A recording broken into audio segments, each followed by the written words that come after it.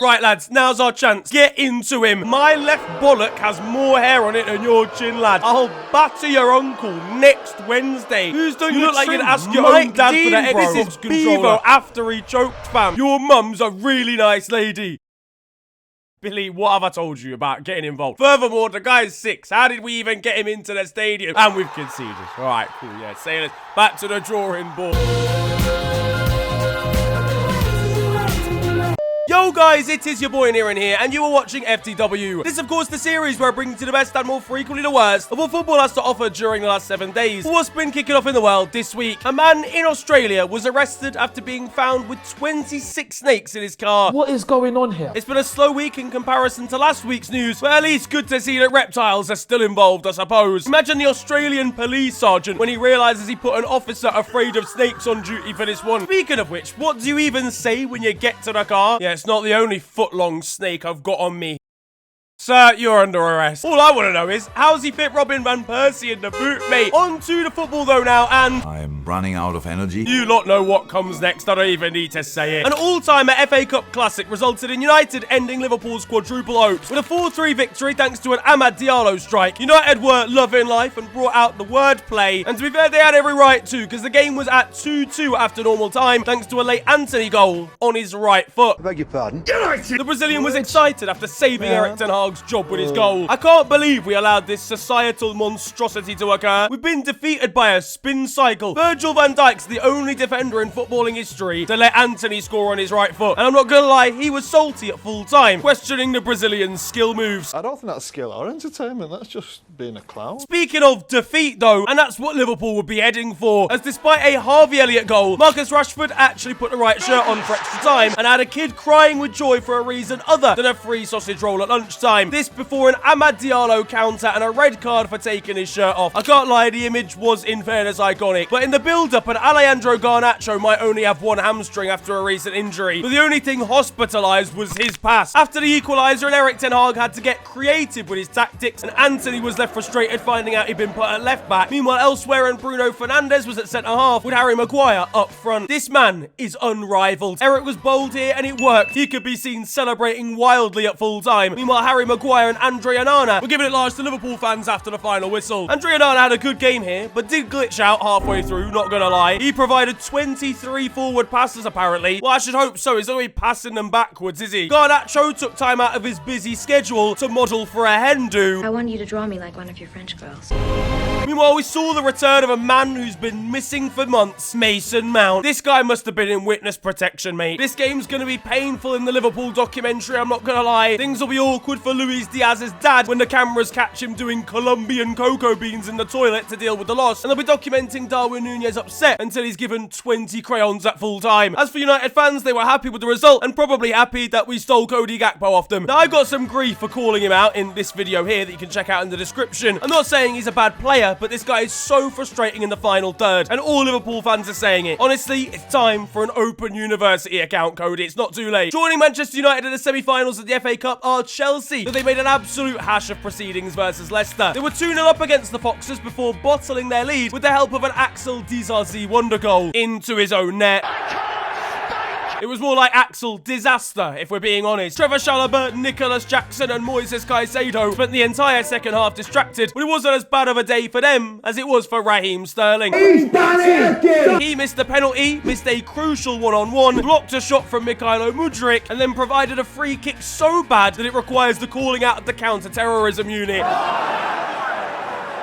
Honestly, someone will need to do an investigation into what shirt he's going to wear for the semi-finals, because that penalty did not do him nicely at all. He's barely worth £1 sterling at this point, truthfully. Chelsea would be victorious, even though commentator Jonathan Pearce had some doubts. 3-2 Chelsea in stoppage time. You would normally say they have 1 foot in the semi-final, but for Chelsea, it's like 1 foot on a doormat on a slippery tile floor that's already coated with water. Yeah, mate, that's honestly, I was about to say the same thing. It's a bit of a weird analogy. We'll come come back to the FA Cup soon though, as there's an international break on the way. The England family came together and joined up for it, and that's a third family for Kyle Walker to deal with. But probably the biggest news here is that Kobbie Mainoo managed to get himself a late call-up. He didn't even replace anyone. Do you know how mad that is? Gareth Southgate just saw the Liverpool game and said fairs. He was in awe at the compilation that he saw. He saw one dribble and said tittin' hell fam. And this feels like maybe the changing of the guard. Obviously Kobbie Mainoo has been sensational for United. Him getting into the squad at such an early age means that he might be taking over that central midfield slot from a certain former Liverpool captain. And Kobbie will confront Jordan when Hendo says he's got more experience than him. The thing about the old days, they the old days. Speaking of Southgate and Manchester United, there are rumours that he is their #1 priority should Ineos decide to get rid of Erik ten Hag. The rest of us seeing this? Brilliant news. Was the Kobbie Mainoo performance that good that he needs to now manage him at club level as well? I need that. We need that. Harry Maguire, do your stretchers, son. You're going to be playing every Premier League game next season. I don't think United fans will be too happy when they see Calvin Phillips walk through the door for the first time. And you know Gareth, he's a bit of a passion merchant. But Christian Eriksen won't be too happy when Southgate tells him to show a bit more heart. Are you taking the fucking piss? Meanwhile, Bukayo Saka has partnered up with Nando's to release a new sauce for the restaurant chain. A man said it's not the first time he's bottled it for his country. Do you mind? Luke Shaw posted about the Bukayo bottle on social media, and honestly, if Luke tries it with his injury record, he'll be out for 3 months with a sprained throat. What the fuck? I swear he didn't even get called up to the England squad, no. The guy probably twisted his ankle sitting in the chair. Meanwhile, Declan Rice was also loving a bottle when he got his hands on it. Peri Saka time. Is it nice, Sax? It's unbelievable. Are you sure? Man's been cooking. You've been cooking? Can't wait to try it, my guy. Why does the man sound like an undercover police officer? Yo, my slime. I know you really don't know madam like that. But alas, poor Bukayo must have been lost in the sauce, because he's had to go home as a precaution and return to Arsenal. Yeah, the sauce was too spicy, mate. His best mate Luke Shaw will be gutted, devastated when he sees Bukayo in the corridor for the final time. Elsewhere on international duty, there's a very important game going on. The Virgin Derby. A match between the British Virgin Islands and the US Virgin Islands that I imagine will see clean sheets all around, because there's no way either of them score. The winner of this one gets to interact with a woman for the first time. So, do you prefer the UK or... But hey, if any of them do actually score, then I say you change the name to Just Ireland, realistically. Can't lie though, I'm going to be getting a little bit suspicious when I get called up for this one. Hang on a second, what the fuck?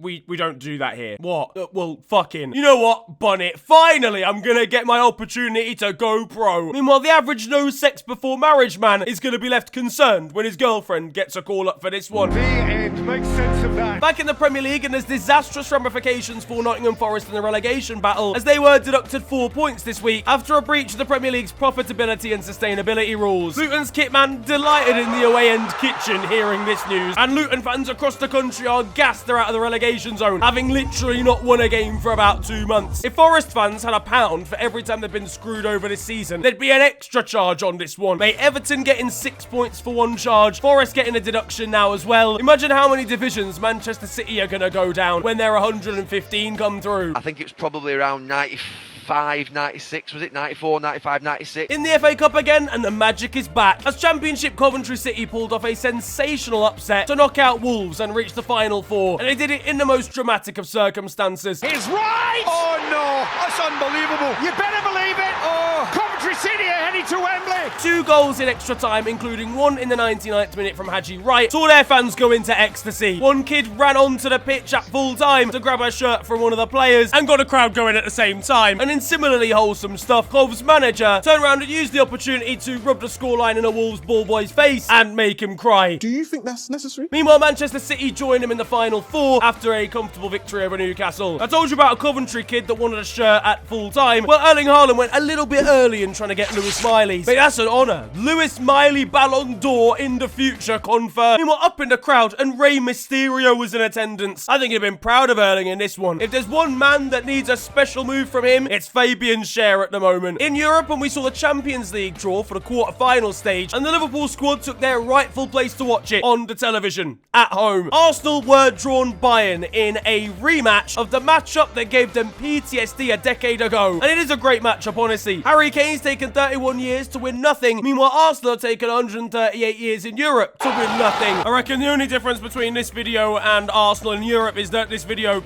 actually has a title. Thomas Muller seemed happy with the draw over on social media. Of course, lad, he won 10-2 last time. He's just finished watching the highlights. Kai Havertz, my friend, I am waiting for you. Mikel Arteta will be using it as inspiration, and we only lose 9-2. That's the fucking standard. But no, genuinely, Arsenal have a very real chance here. The next part of the knockout stages, however, yeah, maybe, is a little... Now, over at Fulham versus Tottenham, go chat to Brighton and Fulham and them, man. They're the club. yeah, Spurs were slapped here in the race for the top 4 spots, as the West Londoners provided them with a serious and surprise sucker punch. And Postecoglou's assistant had to call him the next morning to check up and see if everything was alright after the heavy defeat. I rang him, I'm just like, what happened, mate? Meanwhile, losing to a club that has ham in the name during Ramadan is crazy. It's the final Tottenham bottle. Until the next game. Everton are making strides through their new stadium, a ground that will be replacing Goodison Park over the next couple of years, and apparently the stadium will have a scent on match day. I can't wait for it to smell like a literal pile of shit when Everton go 5-0 down to Aston Villa. Fucking hell, that stinks, mate. Look, there's no need to talk about Michael Keane like that. Danny Aarons and Ginge filmed with Rasmus Højlund this week, to which Rasmus had a very serious question about Danny. How did you get a girlfriend? What's your saying? You told us not to worry about you, yeah? Back at Manchester City and...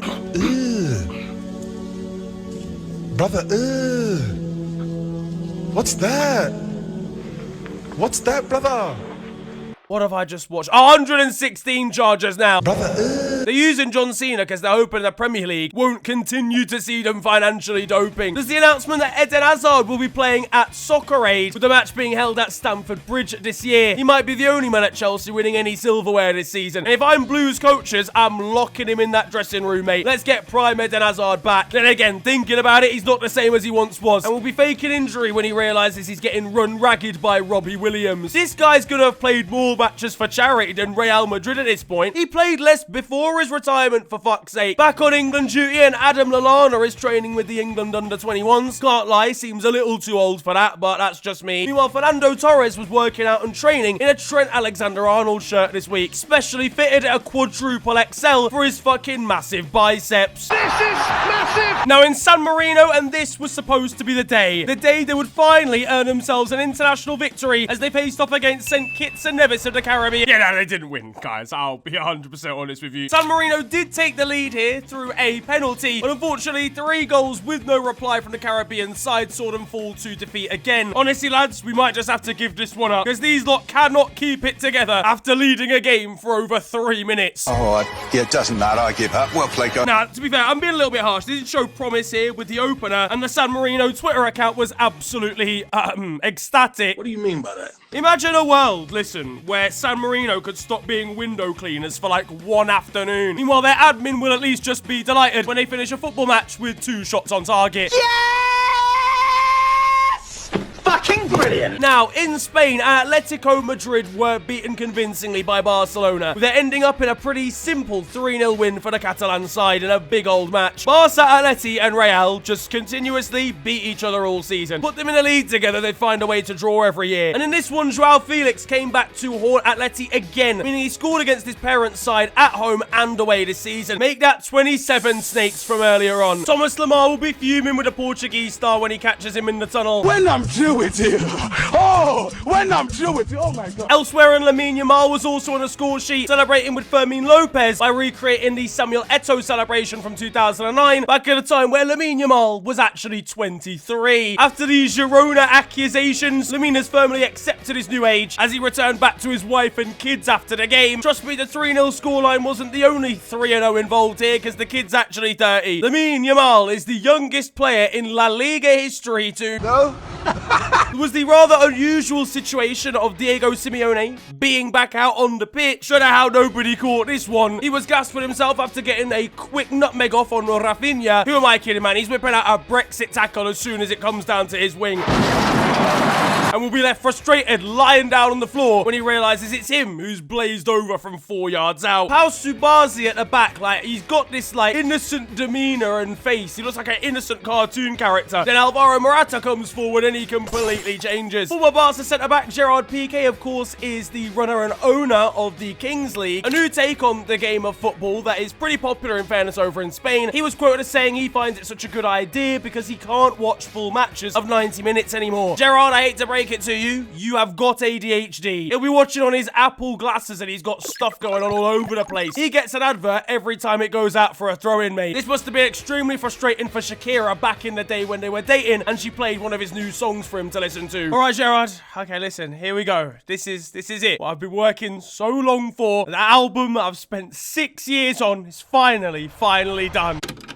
Right, I've heard enough. I'm going to go do the dishes. For Barca Femeni, and they had an even more ridiculous situation this week, winning 7-0 against the side that were playing a centre-back in goal. Yet they ran out of goalkeepers. I think one was suspended. Their first choice goalkeeper was suspended, and assuming their backup was injured at the same time, they had no choice but to put an outfielder in between the sticks. There may have been some level of suspicion when Barca Femeni invited Ter Stegen in a wig to come on down and help them out of pity. If you like ladies football, clap your hands. Meanwhile, imagine being this poor centre-back when you're being handed gloves for a Spanish League match where it's 33 degrees outside. At Real Madrid, and Thibaut Courtois is injured again. After spending the entire season out so far with an ACL injury, he's now done in the other knee as well. I'll be honest, man, at his age, 2 knee injuries like that back-to-back, it could be over. Although I suppose take some inspiration from Manuel Neuer in his injury recently. Kepa Arrizabalaga will be taking this opportunity to ask Carlo Ancelotti for a bit more game time. Actually, I'm glad we've got this opportunity to chat, as there's a couple of things I want to... Shut up. Sure. Meanwhile, when Real Madrid inevitably win the Champions League this season, it'll be nice to see them still getting Thibaut Courtois involved. Vinny Jr. and his Brazilian Real Madrid teammates were training in London, and Endrick arrived with yet more generational drip. Training at Chelsea, he's getting kidnapped with Eden Hazard, mate. Meanwhile, elsewhere at Real Madrid, and Arda Güler almost scored a nailed-on goal of the week with a halfway-line effort that crashed off the crossbar. Oh, so close for the young Turk. Spain manager Luis Enrique was streaming once again this week on Twitch. Crazy, given I think a few of his players aren't even old enough to have an account on Twitch these days. Why are you still watching? It is way past your bedtime, driller. At Rayo Valladolid, and some of their fans bought a McLovin banner to their most recent La Liga game. The fans are really doing the business in today's episode. Espanol. Hijo de puta. And down at the bottom of La Liga, shout out to Almeria, who finally won for the first time in this campaign. They grabbed their maiden victory of the year versus Las Palmas. I mean, they're already guaranteed to be going down, but hey, at least they don't go down winless. Now, in Italy, a very serious situation, as Italian and Inter centre-back Francesco Acerbi was alleged to have racially abused Napoli defender Juan Jesus. The 36-year-old has now left Italy's national team camp amid the allegations, which seem pretty nailed on and pretty certain, given lip-reading experts and the account from Juan. His TikTok account starting to make a lot more sense now. It defies description. Now, as you can see during the interaction here, and Francesco points in the direction of Marcus Thuram. Yeah, he's done. He brought out the, oh no, I've got black teammates card. Yeah, he's finito. He was trying to defend himself to Napoli's players after saying quite literally the most racist thing in history to a black man. What you on about? I'm racist. No, I never meant it like that. And will be left devastated when he finds out there's black on Inter's home kit. He's actually fumbled it, you know, because Juan Jesus in his statement actually said that he was willing to forgive the Italian until he came out and then added fuel to the fire, basically saying that Juan had been chatting shit. The thing is, you've racially abused a don called Jesus as well. Now you've got the ethnic minorities and Christians on you. Francesco will be doubling down when Marcus Thuram calls him out on the training ground. Get the fuck out of my country. Get the fuck out. Now let me be serious, obviously, because this quote from Francesco and from Juan is absolutely mad. Basically, Francesco said that it's just another insult to me. So in terms of, you know, racially abusing him, it was just the same as, you know, any other insult that you get out on the pitch, which is absolutely mental. That is the problem in itself, lad. If you think that that is just another throwaway comment that doesn't really have any impact or doesn't, you know, cause any sort of harm, if that's just something you'd be willing to throw out all over the gaff, then some serious education needs to be had. So Serie A, please take action for once in your lives. And in slightly more light-hearted Italian news, well, I say that, it's actually something that's pretty offensive to Italians, because Brighton brought a banner to their Roma game in the Europa League saying that Francesco Totti loves pineapple pizza. Disgusting! In France, and Kylian Mbappe scored a hat-trick in a 6-2 win this week, but the most important piece of content I saw from him This replied to an Arsenal fan that wanted him to sign for the Gunners. Yeah.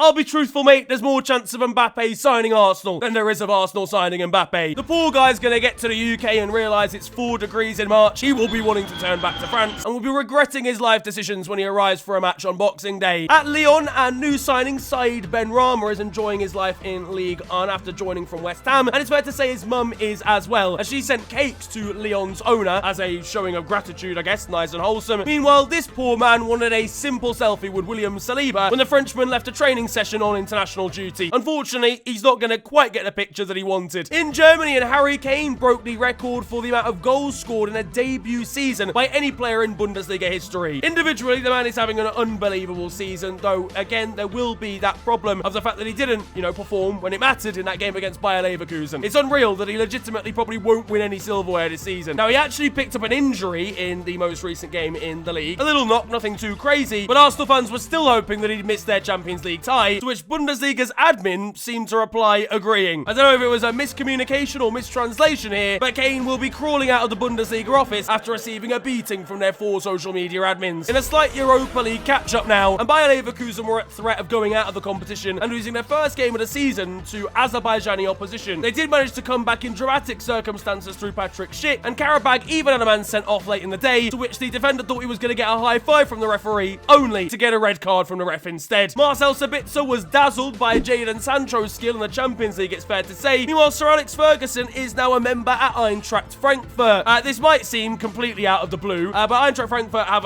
quite a big meaning to him in terms of his footballing career. I think he went and watched them play against his beloved Rangers as a kid and played his first professional game as a footballer against them too. Frankfurt's fans, though, will be left devastated when they realise he's not actually coming in to become their manager. Now that it's time for your goals of the week, and we've got some more beautiful strikes again. First of all, back in Europe in the Conference League, take about Ayoub El Kobbie with this acrobatic effort. We head on down to the lower leagues of English football here, and in Croydon. One of the best things to ever happen to Croydon, most likely, as just moments after kickoff, an audacious lob from the halfway line has found itself looping over the goalkeeper in scenes you can scarcely believe. But the acrobatics return for the final goal as we head over to Poland and Radomiak. Take about Leonardo Roca with this overhead kick. Hello all, and welcome to The Beautiful Game, the segment where we take a look at the poetic and brilliant side of the game that we love. We are back by popular demand for yet more glorious beauty. El clavadazo de Chicharito más grande que el clavado del aficionado de Chivas en el acto.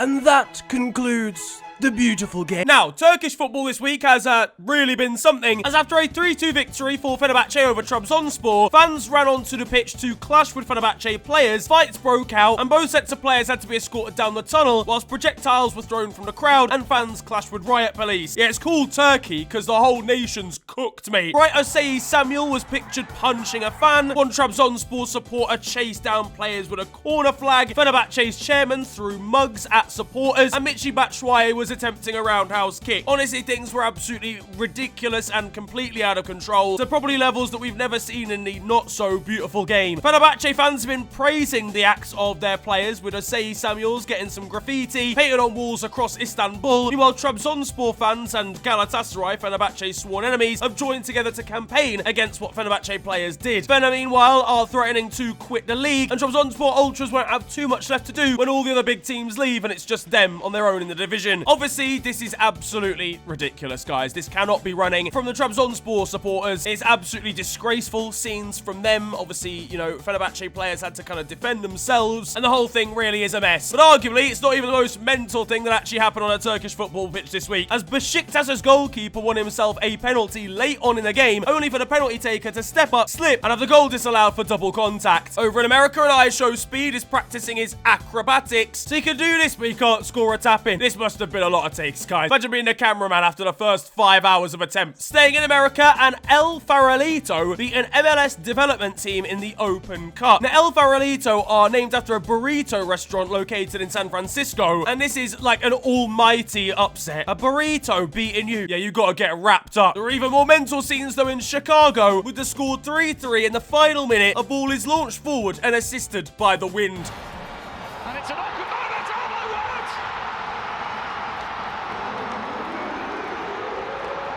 In Sweden, their fans brought a unusual prop to the table in the form of a kayak being passed around the crowd. What was security doing as a group of Vikings brought a canoe through the turnstiles? In Brazil, and we have got an absolutely comical own goal going in favour of Cruzeiro here. One man tuned into an Argentine youth game this week and was surprised to hear a commentator with auto-tune on. Le queda Caramucci la volea.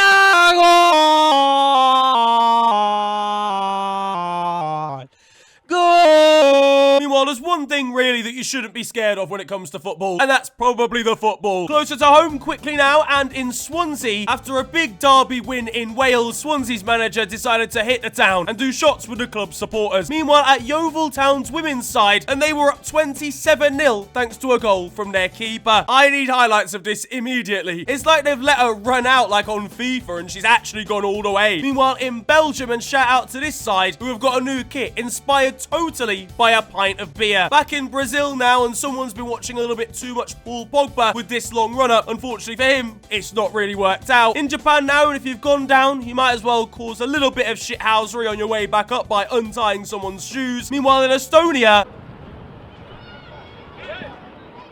big man, you've just launched the ball at my testicles. What do you think happens from here? I'm sorry. In Algeria, and the ridiculous own goals return again.